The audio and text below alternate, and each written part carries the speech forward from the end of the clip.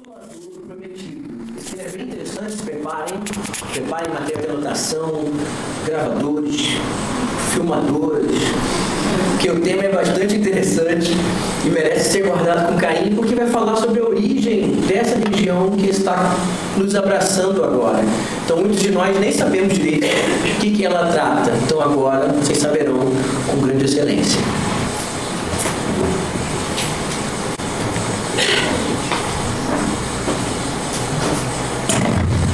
Boa noite a todos.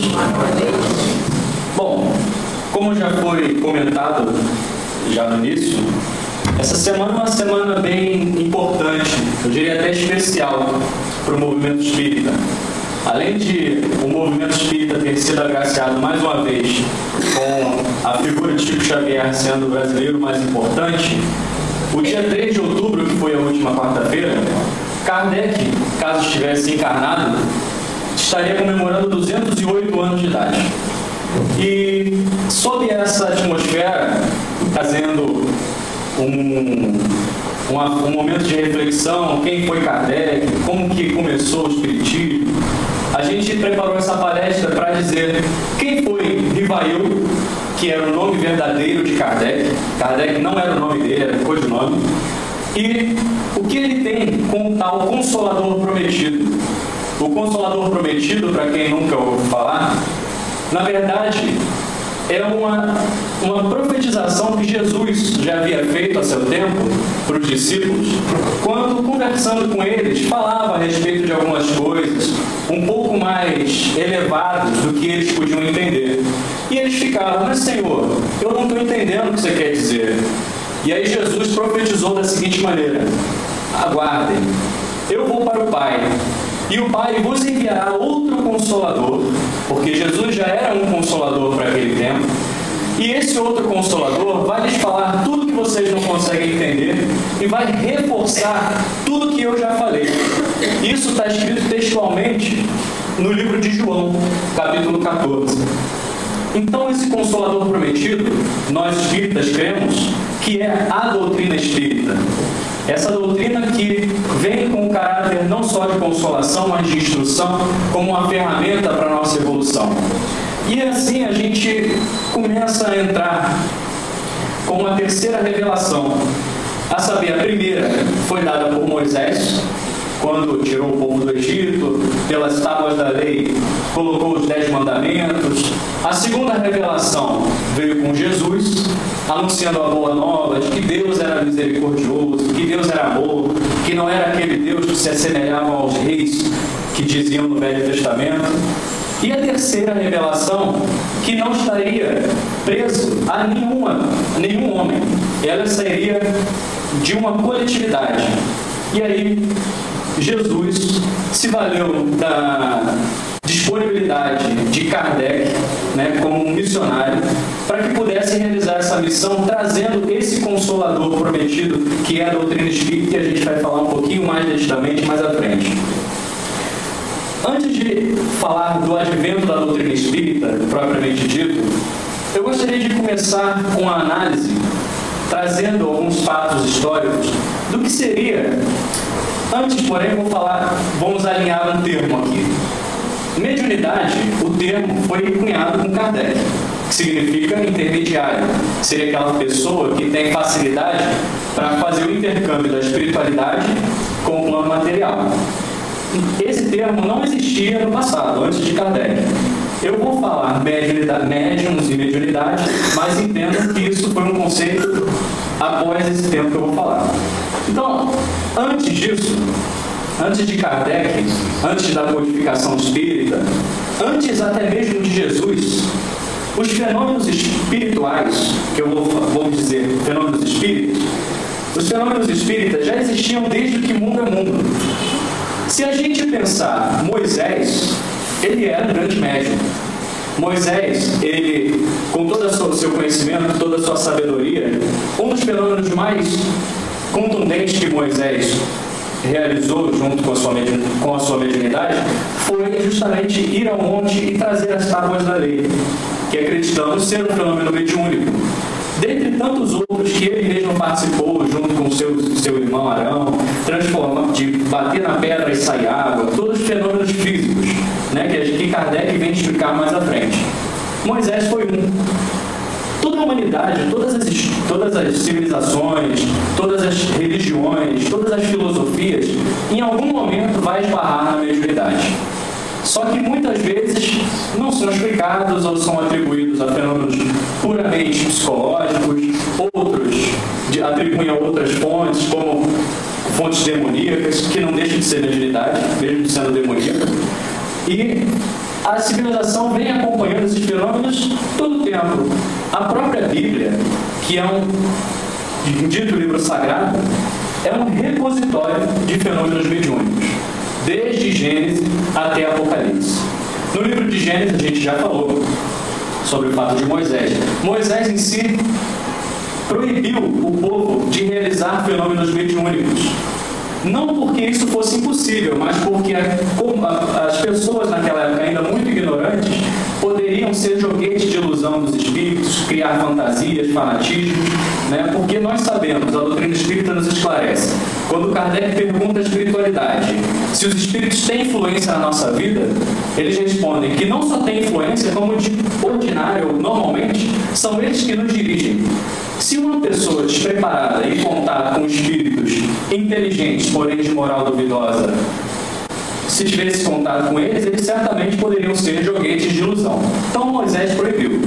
Mas essa proibição não foi porque era errado, mas com o mero cuidado para que as pessoas não pudessem cair nas teias da espiritualidade inferior. Mais à frente nós temos os profetas, Ezequiel, Elias, Eliseu. Aí tem pessoas que falam, mas Elias subiu num carro de fogo.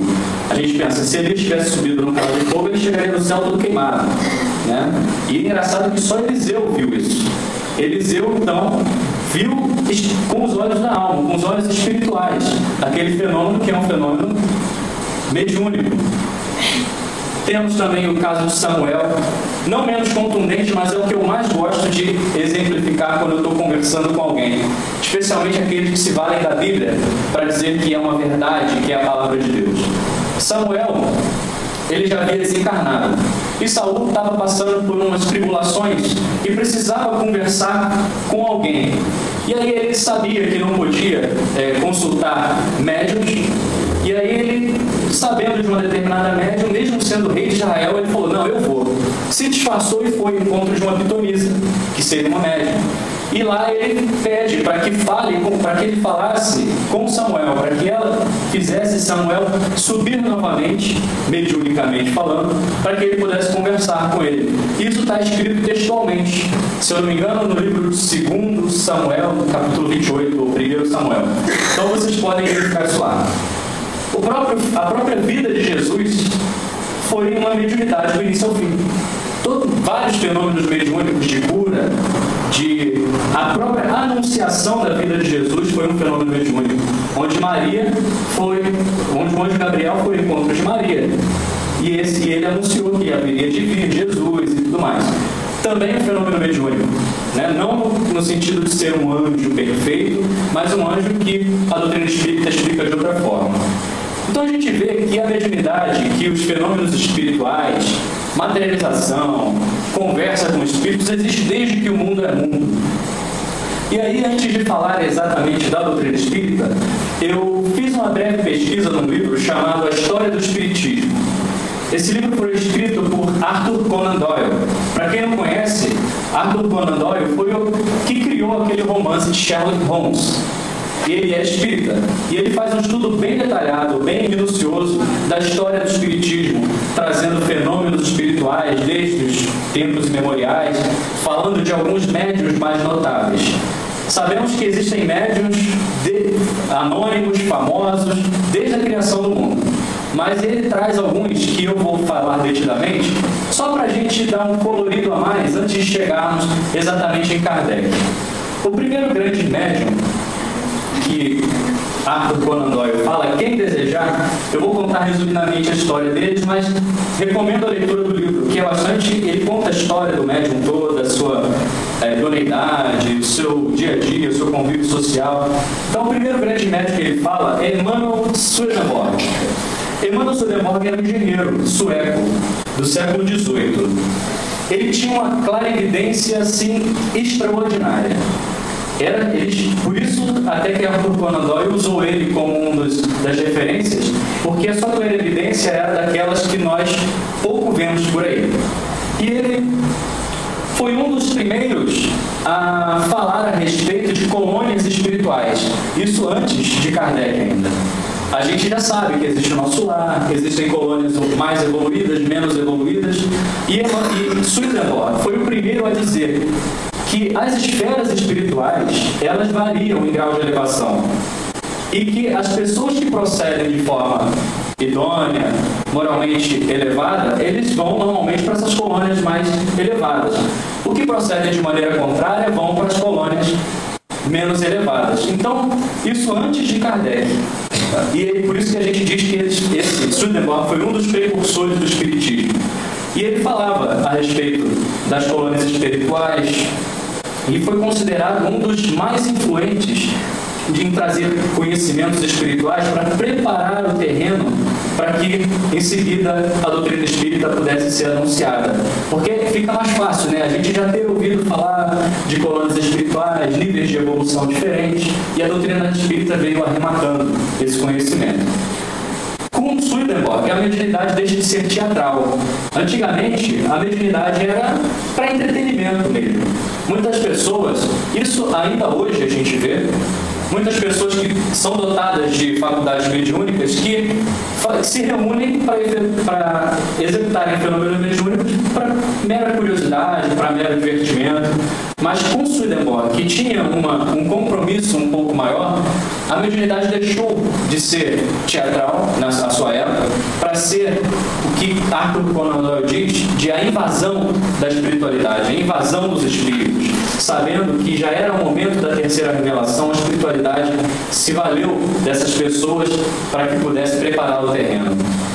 Um fato interessante, dentre centenas de outros que tem a respeito de Swedenborg, é que ele estava a 300 milhas de distância de sua casa, com as pessoas jantando, com pessoas da alta sociedade, e de repente ele entra em transe e começa a ver que na sua cidade começava a ter um incêndio.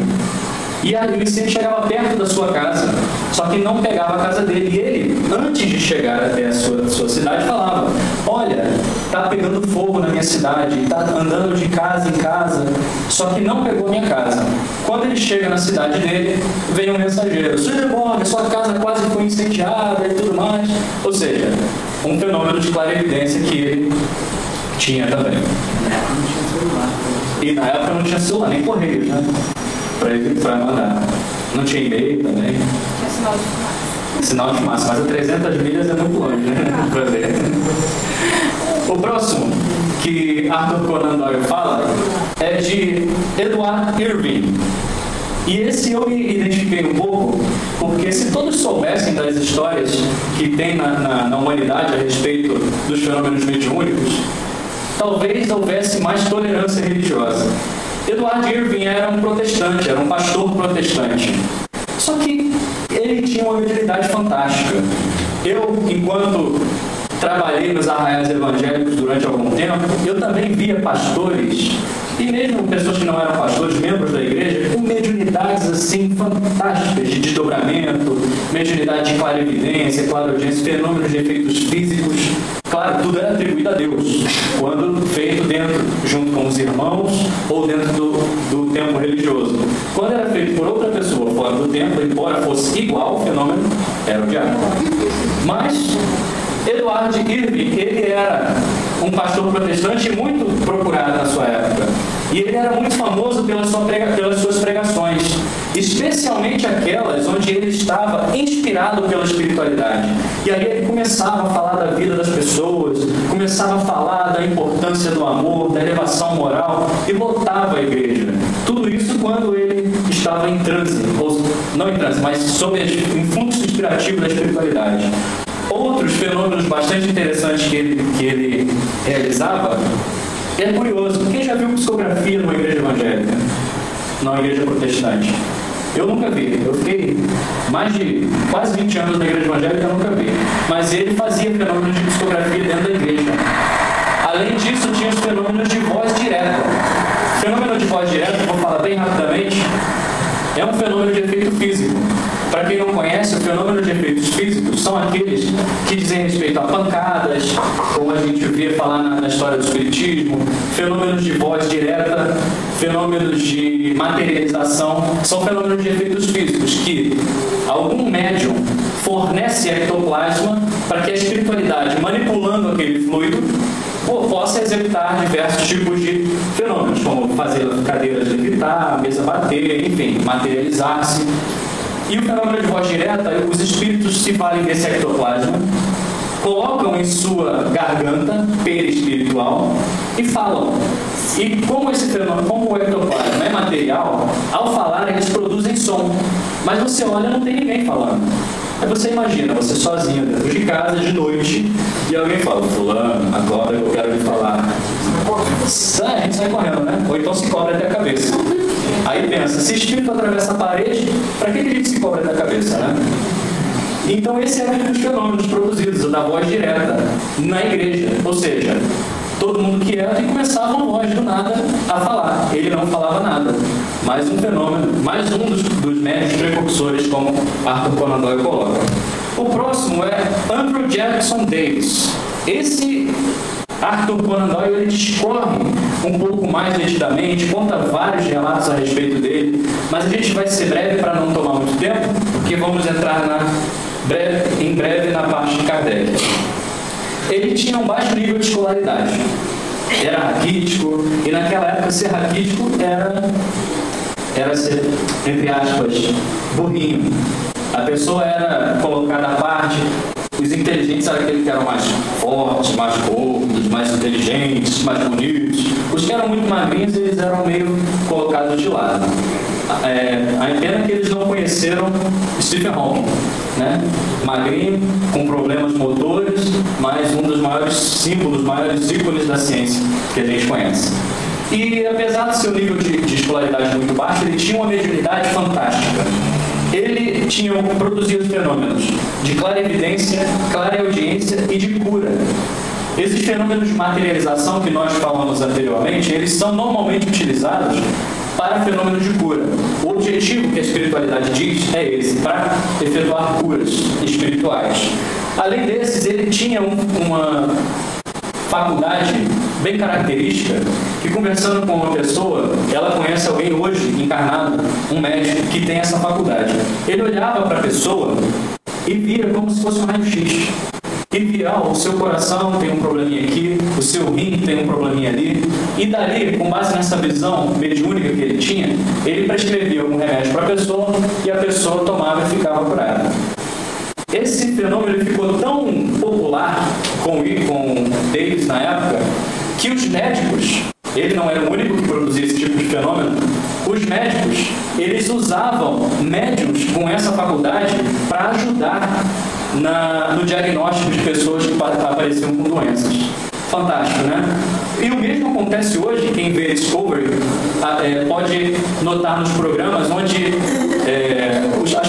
os policiais norte-americanos, quando vão investigar o desaparecimento de alguém, às vezes se valem de médiums também para descobrir onde estão as pessoas desaparecidas. Isso é uma informação importante, é algo interessante, porque leva a gente a entender que a humanidade como um todo está acreditando que algo além da matéria existe. E outro fenômeno que ele produzia era o da xenoglosia, que a gente vê mais comumente hoje nas igrejas evangélicas. São os fenômenos pentecostais, que é o dom de falar em novas línguas, em línguas diferentes, sem a pessoa conhecer. Eu cansei de ver isso também. Bom, a gente vai chegar num marco importante, que são as irmãs Fox. Em torno de 1848, existia numa cidadezinha em Nova York, chamada Hyattsville, uma casinha que todo mundo que morava lá ia embora, que era dita uma casa mal assombrada. Graças a Deus, Kardec veio dizendo que isso não existe. E essa casa ninguém conseguia ficar lá. E aí essa família Fox foi morar nessa casa. Era uma família de protestantes, evangélicos, metodistas. E começaram a morar naquela casa e, invariavelmente, os fenômenos mediúnicos começaram a acontecer novamente. Ouvia-se batidas, ouvia-se mesas girando, ouvia-se cadeiras flutuando, diversos tipos de fenômenos que ninguém explicava e todo mundo ficava com medo. Eu ficaria com medo mesmo sendo espírito. E aí, certa vez, Catherine, chamada Kate Fox, era uma criancinha muito inocente ainda, muito ingênua. Ouvindo aquelas batidas, falava: eu quero ver, senhor pé rachada, como ela chamava o espírito, você fazer igual eu faço. E batia palma, e o espírito batia no mesmo número de pancadas que ela tivesse batido palmas. E falava: quero ver agora você bater uma vez. Aí batia uma vez, 2 vezes, 3 vezes. E o espírito replicava exatamente da forma que Kate Fox fazia. Naturalmente ela ficou com medo daquilo, afinal de contas não tinha ninguém no ambiente. O pai, abismado com aqueles fenômenos, achava que tinha alguém querendo invadir a casa, olhava a casa toda ao entorno e não tinha nada. E aquele foi apavorando as pessoas, apavorando, até que certa vez a mãe, a senhora Fox, na sala, junto com toda a sua família, fala assim: espírito, quero ver você dizer qual é a idade da minha filhinha A. E o espírito dava o número de pancadas referente ao número, à idade da filha. Agora eu quero da outra filha. Batia o número de vezes igualmente à idade da pessoa. Ela ficou abismada e chamou a vizinha. Como, né, a gente sempre chama o vizinho quando está em encrenca. Vizinho, vem cá, me ajuda. Olha o que está acontecendo. Espírito, quantos anos ela tem? Aí batia o número de pancadas referente à idade dela. Aquilo foi fenomenal. E a própria senhora Fox pediu que escrevesse um relato e assinou em seguida, dizendo que aquilo eram fatos verídicos, que não podia dizer que era mentira, e o que rendeu a expulsão da família da igreja metodista, porque a igreja falava que era coisa do diabo. Ela falava: não, não é. E depois descobriu-se que esse espírito, na verdade, era um mascate que havia sido assassinado e enterrado por ali. Em 1904, se eu não me engano, esse espírito foi descoberto, o espírito já havia dito isso, que o corpo dele estava ali por perto, enterrado numa parede. Ou seja, fazendo a ligação de que não era nada da cabeça de ninguém e que tinha realmente uma história envolvida naquilo ali. Um pouquinho antes, mais ou menos na mesma época, no dia 3 de outubro de 1804, eis que vem aquele que seria responsável por codificar a doutrina espírita. Nasce em Lyon, na França, o senhor Hippolyte Léon Denisard Rivail, conhecido hoje como Allan Kardec, recebido pelos seus pais, magistrados, inteligentes, intelectuais da época. Mas Kardec, Rivail, ainda não era Kardec, era muito inteligente, muito observador, inquiridor, e em torno de 10 anos ele foi estudar em Yverdon, na Suíça, no Instituto de Yverdon. Quem dirigia esse instituto era Henrique Pestalozzi, que é para quem conhece pedagogia, para quem é pedagogo, vai poder dizer melhor do que eu, mas é considerado um dos maiores pedagogos que já existiu na humanidade. E Kardec foi estudar com ele. E essa instituição era característica e boa, né? As suas características boas estavam ligadas porque Pestalozzi não usava os mesmos métodos de educação que a gente vê hoje, que é a educação, perdoa a minha expressão, mas falida. As pessoas não estudavam dessa forma, só o professor falando e as crianças lá só ouvindo. Ele usava uma heurística, onde levava a pessoa a estudar no campo, a falar da botânica, vamos olhar as plantas, e ele incitava o próprio estudante a concluir as coisas no máximo que a sua inteligência pudesse alcançar. E daí então ele ia ajudando. Então o Pestalozzi tem essa importância na história da pedagogia e na história de Allan Kardec também, que foi um exímio pedagogo.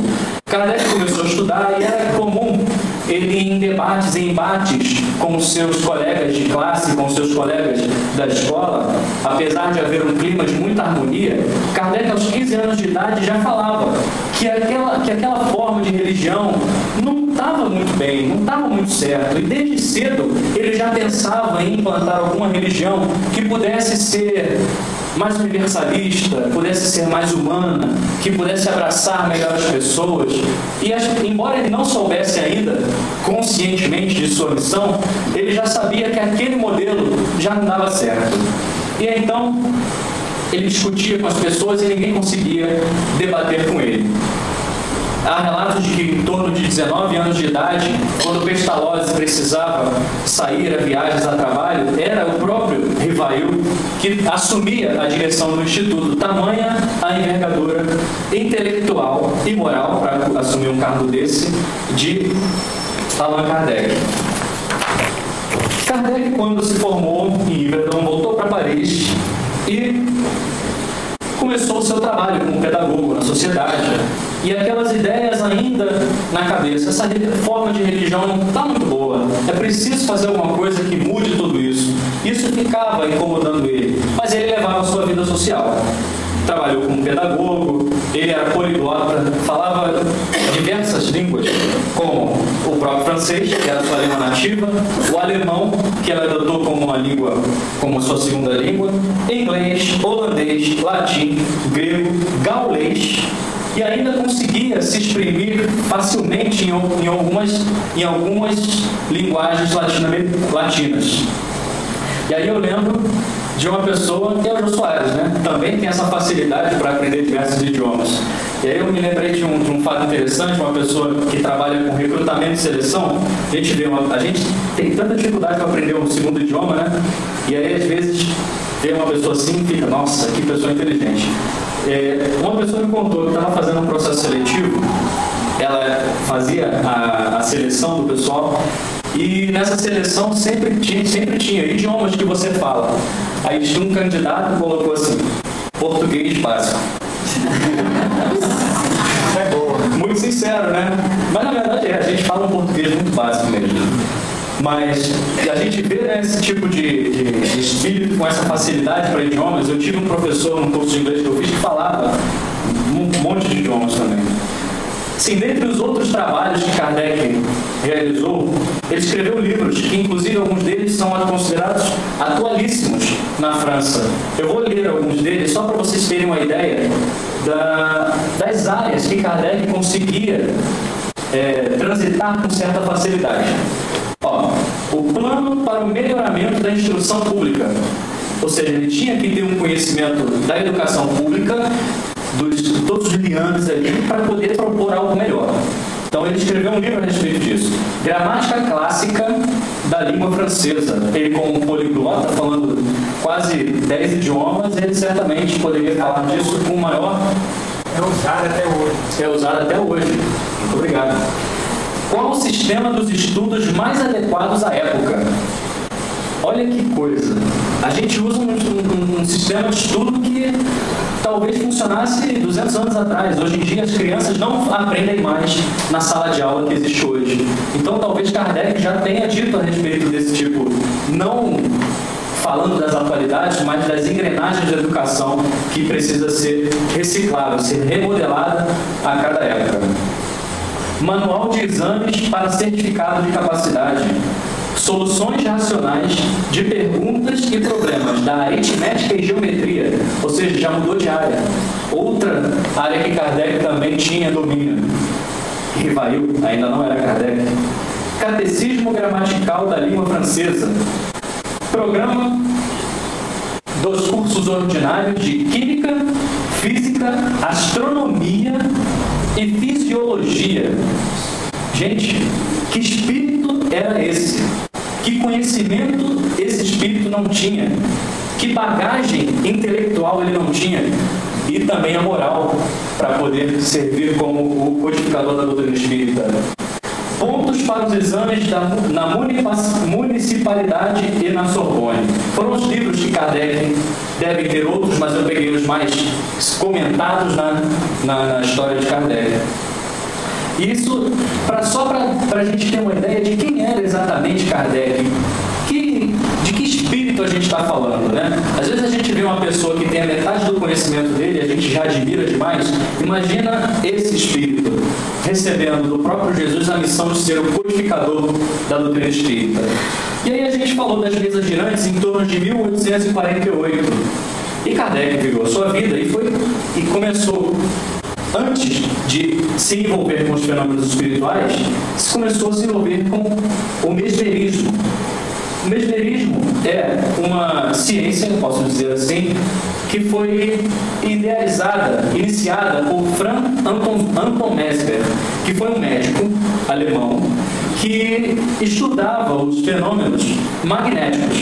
O que a história diz a respeito dele é que ele, observando a influência da Lua, dos astros nas marés, quando a Lua está de determinado jeito, a maré enche, quando está de outro jeito, a maré desce, e aí aquilo ali são efeitos magnéticos, ele falava, bom, se esses astros conseguem realizar esse tipo de modificação nas marés, imagina o nosso corpo, que é 90%, 70% de água. E aí ele, com base nessa afirmação, começou a desenvolver os seus estudos. E Kardec, isso foi antes de Kardec, no século XVIII também. E Kardec, ele era um estudioso desse assunto. Ele era muito antenado com essas novidades, né? Justamente numa época onde eles queriam, do iluminismo, onde usavam muito a razão para poder... Já estavam cansados daquele modelo fadado ao fracasso que a igreja vinha trazendo para a sociedade, impondo, trazendo mortes, os séculos e séculos de coisas ruins que passaram. Então eles começaram vamos explicar as coisas racionalmente. E Kardec, valendo-se do mesmerismo, conseguia explicar um monte de coisas racionalmente também, ou seja, com as próprias leis da natureza. E ele era mesmerista também. Kardec tinha esse contato com o magnetismo. E aí, em 1854, o senhor Fortier era um amigo de Kardec, também magnetizador. Ele, sabendo dos fenômenos espirituais de mesas, até o momento eles não sabiam que eram espirituais, mas de mesas que giravam, mesas que batiam, que ficavam suspensas no ar, sem ninguém estar segurando a mesa, eles ficavam muito impressionados com aquilo. E aí, sabendo que Kardec era um estudioso, gostava de coisas novas, gostava de conhecer as coisas que as pessoas ainda não conheciam direito, ele foi até Kardec e falou: Kardec, nós começamos a perceber que não são só as pessoas que nós conseguimos magnetizar, mas podemos magnetizar os objetos também, os seres inanimados. Kardec pensou, bom, Mesmer falava que o magnetismo é uma variação do fluido cósmico e falou que tudo é do fluido cósmico também.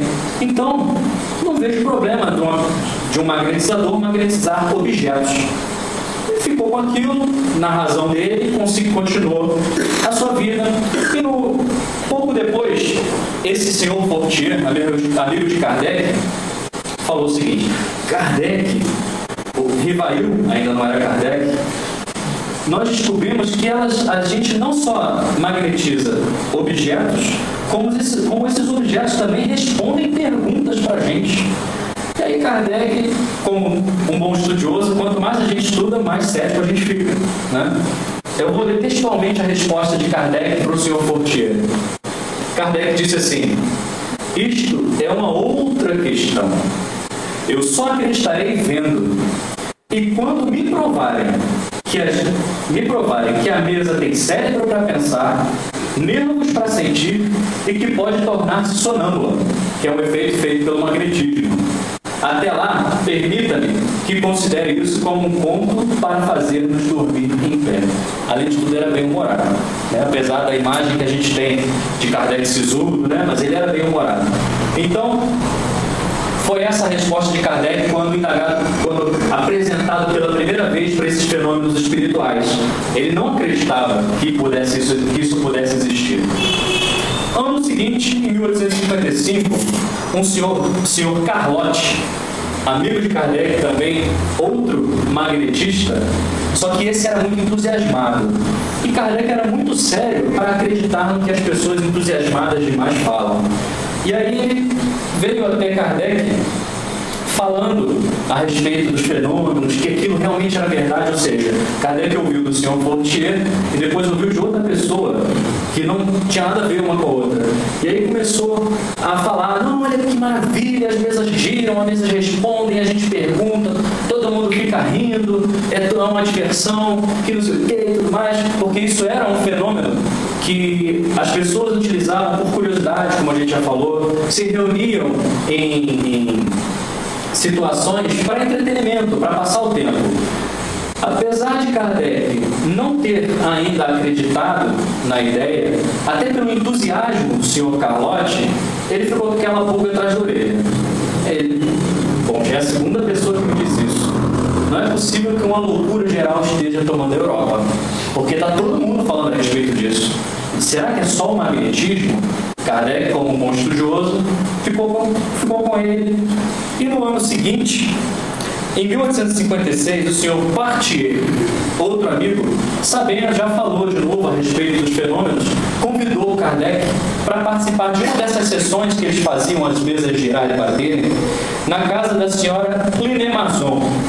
Lá eles se reuniam justamente com esses objetivos. Eles reuniam de pessoas de diversos níveis sociais, curiosos de toda ordem, para que ele visse os fenômenos. E foi lá que ele viu com os próprios olhos, de maneira incontestável, tudo aquilo que o Sr. Carlotti e que o Sr. Fortier já havia falado. E aí ele ficou, meu Deus, que natureza, onde é que está explicado isso? Se isso é possível, eles respondem perguntas e as perguntas são elaboradas de maneira inteligente, as respostas são inteligentes, então é possível que a causa desses fenômenos seja também inteligente. Pronto. Para a mente de um pesquisador, de um cientista, isso é tudo que ele precisa. É um prato cheio. E ele começou a pesquisar. Vejam que ele começou a pesquisar em 1856. Começou a pesquisar e começou a participar também de algumas reuniões que eram mais sérias na casa da família Boudin. E essa família, eles se reuniam e aquela questão de entretenimento, de curiosidade, foi meio que se esfriando e ficaram ali somente as pessoas mais sérias. E eles começaram a pesquisar mais ainda a respeito daqueles fenômenos, fazendo perguntas, e Kardec querendo muito conhecer sobre o que movia aqueles fenômenos, fazia perguntas em casa para levar, para responder, e assim vai e vem os fenômenos, faziam perguntas a respeito de física, filosofia, religião, conhecer um pouco mais a respeito do mundo espiritual. E aí, nesse vai e vem, Kardec recebe, numa das reuniões, o contato de um espírito que nós conhecemos pelo Espírito da Verdade, recebendo a missão de codificar o Espiritismo. Eu vou ler textualmente a primeira revelação da missão de Rivail. Quando o bordão soar, abandoná-la-eis. Apenas aliviareis o vosso semelhante. Individualmente o magnetizareis a fim de curá-lo. Depois, cada um no posto que lhe foi preparado, porque de tudo se fará mistério, pois de tudo será destruído, ao menos temporariamente. Deixará de haver religião, e uma só se fará necessária, mas verdadeira, grande, bela e digna do Criador. Seus primeiros alicerces já foram colocados. Quanto a ti, Rivail, e seu espírito falando com ele, a tua missão é aí. E aí, desde aquela eternidade, onde eles começavam com aquela coisa, precisam fazer uma reforma religiosa, espiritual no planeta, a espiritualidade mostrou para ele, no momento certo, quando ele estava preparado, a missão que ele tinha que desempenhar. E aí ele coloca assim, isso está escrito em obras póstumas, para quem quiser ler. Livre, a cesta, que eles usavam uma psicografia usando uma cesta, a cesta se voltou rapidamente para o meu lado, como teria feito uma pessoa que me apontasse o dedo. Aquilo ele ficou, nossa, e Claro, quando ele já tinha sido instruído que os espíritos nada mais eram do que homens que desencarnaram, continuando com seus vícios e virtudes, ele ficou surpreso, feliz, contente com aquilo, mas não acreditou. Ele continuou pesquisando com outros e outros espíritos. E aí um outro espírito, esse efetivamente o espírito de verdade, ele faz a seguinte pergunta: bom espírito, eu desejaria saber o que pensas da missão que alguns espíritos me assinaram. Ou seja, já tinha feito mais de uma vez. Dizem, peço-te, se é uma prova para o meu amor próprio. Ou seja, ele ainda estava preocupado de ser joguete da espiritualidade. Tenho, como sabes, o maior desejo de contribuir para a propagação da verdade, mas do papel de simples trabalhador ao de missionário em chefe. A distância é grande e não percebo o que possa justificar em mim graça tal, de preferência a tantos outros que possuem talento e qualidades de que eu não disponho. Ou seja, Kardec reconhecia suas limitações para um trabalho tão grandioso. E a resposta do Espírito da Verdade: confirmo o que te foi dito, mas recomendo-te muita discrição. Se quiseres sair-te bem, tomarás mais tarde conhecimento de coisas que te explicarão o que ora te surpreende. Não esqueças que podes triunfar, como podes falir. Neste último caso, outro te substituiria. Aí aqui a gente entra com um caráter de que a revelação espírita não está no ombro de Kardec. Se ele falisse, outro poderia tomar o lugar dele. Alguns acreditam que Leon Denis pudesse, se Kardec tivesse falido, tomar o lugar dele. Outros dizem que Victor Hugo pudesse tomar o lugar dele. Mas Kardec foi firme, forte e conseguiu, com a ajuda da espiritualidade, dos amigos espirituais, codificar a doutrina espírita. Porquanto os desígnios de Deus não assentam na cabeça de um homem. Nunca, pois, fales da tua missão. Seria maneira de a fazeres malograr-se, ou seja, prejudicar ele no trabalho. Ela somente pode justificar-se pela obra realizada, e tu ainda nada fizestes. Ou seja, foi só um iniciozinho. Ele falou: você vai ter trabalho, né? Se a cumprires, os homens saberão reconhecê-lo cedo ou tarde, assim como nós estamos reconhecendo a importância de Kardec para o Espiritismo hoje, visto que pelos frutos é que se verifica a qualidade da árvore. E aí, Kardec, jubilando de alegria, lança uma prece, que eu vou também ler textualmente, por ser muito bela e ser muito tocante. Espírito Verdade, agradeço os teus sábios conselhos, aceito tudo, sem restrição e sem ideia preconcebida. Senhor, pois que te dignaste lançar os olhos sobre mim para cumprimento dos teus desígnios, faça-se a tua vontade. Está nas tuas mãos a minha vida, dispõe do teu servo. Reconheço a minha fraqueza diante de tão grande tarefa. A minha boa vontade não desfalecerá. Porém, as forças, talvez me traiam. Supre a minha deficiência.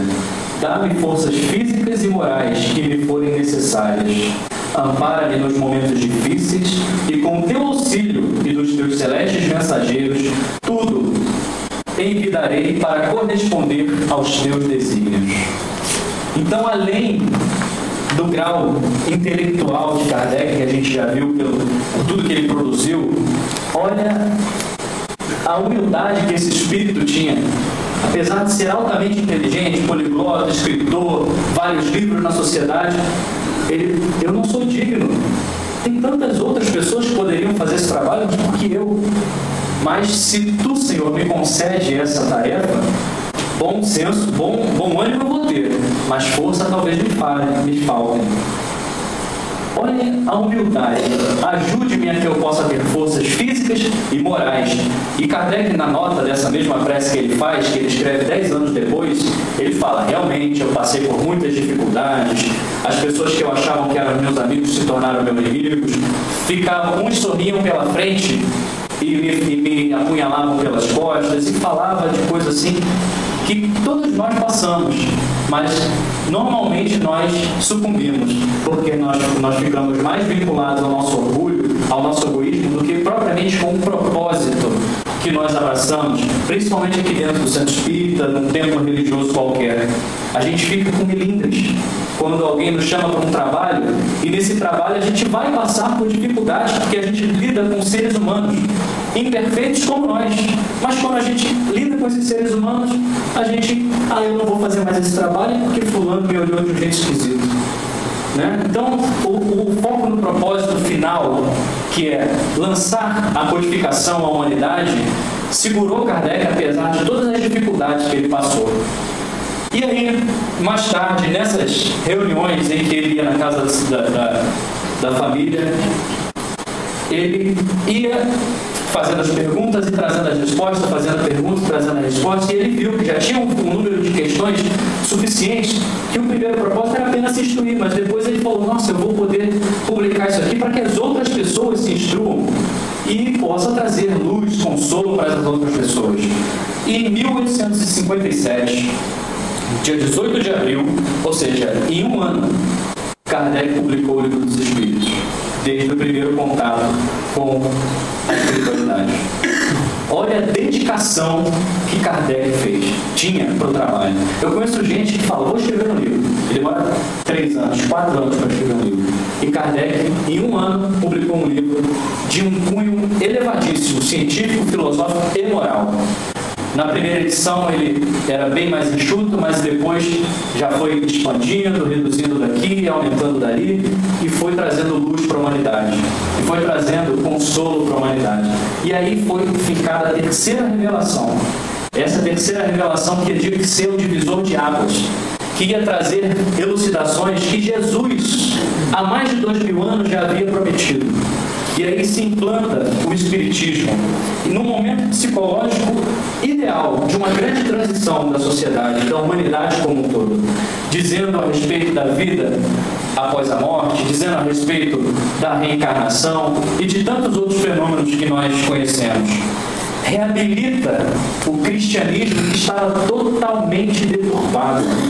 As pessoas não tinham acesso à integridade do Evangelho, eram restritos para os sacerdotes, e as pessoas que queriam ouvir alguma coisa diferente do que aquilo que os sacerdotes queriam dizer eram hereges, eram excomungados, enfim. Então eles derrubaram as ideias absurdas de igualdade absoluta através da reencarnação. Por quê? A gente pensa, não, tem que ser todo mundo igual. Nós somos todos iguais como espíritos, mas nós somos diferentes em graus de moralidade e em graus de intelectualidade. Então não existe todo mundo ter a mesma riqueza.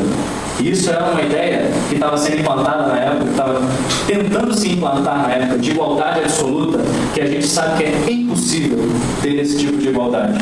E aí, através da reencarnação, ele vem dizendo o porquê que é impossível. Porque os espíritos são diferentes. Se você distribuir a riqueza hoje igualmente para todo mundo, daqui a algum tempo já está tudo diferente de novo. Porque tem um que vai gastar muito, tem outro que vai economizar, tem outro que vai investir. E aí as coisas vão ficar diferentes de novo. Estabelece, e isso que é o papel mais importante do Espiritismo, na minha opinião, o regime da responsabilidade para a lei das provas e compensações. Não existe mais demônio te tentando, dizendo para você fazer isso, fazer aquilo, e depois você poder botar a culpa em alguém que está fora. Não existe a coisa de você ir para o céu e ficar lá contemplando eternamente. Tudo tem uma razão de ser. Todas as coisas que nós fazemos são da nossa responsabilidade. Recebemos sim a influência de espíritos? Recebemos. Se tivermos conduta moral elevada, nós vamos receber influência dos espíritos elevados. Se a nossa conduta é torpe, a gente vai receber influência dos espíritos torpes. E aí traz uma responsabilidade tamanha para a gente, que a gente sente até mais senhor de si, e ao mesmo tempo até um pouco mais de medo. Porque se a gente não pode botar a culpa mais em ninguém pelas coisas que a gente fez, então nós somos responsáveis e deixamos de ser culpados pelos erros que nós cometemos. Prepara o Espiritismo é preocupado com a evolução e não com a revolução. Um outro caráter do Espiritismo. Restaura as ideias fraternais, incutando na cabeça das pessoas uma irmandade universal, inclusive entre as pátrias, que ele já lançava como ideias, e traz grande representação de valor moral para a humanidade. Aliado à ideia da responsabilidade das provas e das compensações, ele diz que nós precisamos tornar o mundo melhor. Mas não adianta a gente dizer para os outros que tem que fazer isso ou fazer aquilo. Se a gente quer tornar o mundo melhor, o Espiritismo diz, muda você. Ah, mas eu não gosto que fulano grite comigo. Mas você não grita com ele? Então você não pode reclamar. Você não quer que ele grite com você? Então fala baixo. Ah, mas fulano é muito intolerante com as pessoas. Mas você no seu trabalho, você não é intolerante com seus colegas? Por que você está falando dele?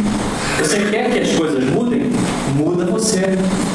Faz uma análise das suas virtudes e das suas fraquezas e usa as suas virtudes para poder melhorar as suas fraquezas, tornar as suas fraquezas menos importantes, porque tirá-las totalmente a gente não vai tirar numa encarnação, mas a gente pelo menos tomando consciência delas e com o objetivo de querermos nos tornarmos melhores, nós vamos conseguir sermos pessoas melhores.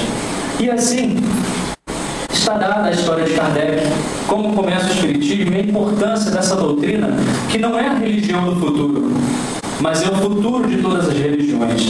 E por que é a doutrina consoladora? É porque ela afaga o coração de uma mãe que perde um filho, por exemplo, de um parente que perde um outro parente. Ela diz pra gente, não precisa ter medo de morrer. Você já morreu tantas vezes, por que você está com medo de morrer de novo? Apenas você vai mudar de uma condição para outra, você vai passar para um outro plano de vida. As suas faculdades psíquicas vão ficar muito mais potencializadas. Você não vai ficar restrito aos 5 sentidos que você está restrito na matéria. Você vai ter a oportunidade de reencontrar os seus amigos e familiares que já se foram. E ainda, você vai ter a oportunidade de regressar à Terra para poder resgatar os débitos que você cometeu. Você não vai para o inferno. No máximo que você vai fazer é uma passadinha no umbral. Mas você vai poder sair de lá. Você sai de lá, voltando para uma nova experiência, você vai conseguir, com a ajuda do Evangelho, com a ajuda da doutrina espírita, domar as suas más inclinações. Veja bem, domar as nossas más inclinações e não jogá-las para o lado, porque a gente nós somos seres humanos, nós erramos sim, mas o Espiritismo diz para a gente, vocês erraram? Sim, então acertem agora e procurem não errar mais, porque ele vem trazer um novo significado mais claro sobre o perdão, sobre o amor, sobre a fraternidade. E é isso que é o Espiritismo. E por isso que essa é uma data, é uma semana importante para nós espíritas, porque é justamente o início, foi o início de um marco, foi o marco de uma divisão de eras na humanidade. E essa divisão de eras que em apenas 160 anos aproximadamente já está fazendo uma mudança radical no contexto social e espiritual do planeta. E é essa doutrina que a gente tem a obrigação não só de trazer para dentro de nós, mas também de divulgarmos. Divulgar não é só aqui, não. Essa aqui talvez seja a mais fácil divulgação. Talvez a divulgação melhor, a melhor contribuição que nós podemos fazer para a doutrina espírita é quando a gente sentar com alguém no trabalho que está triste, falemos do Espiritismo para ela. Ah, estamos sentados numa mesa de bar, estamos conversando, fale do Espiritismo, faça a divulgação, seja trabalhador do Cristo, da seara do Cristo. Essa é a mensagem que o Espiritismo traz para a gente. Deus abençoe a todos. Obrigada.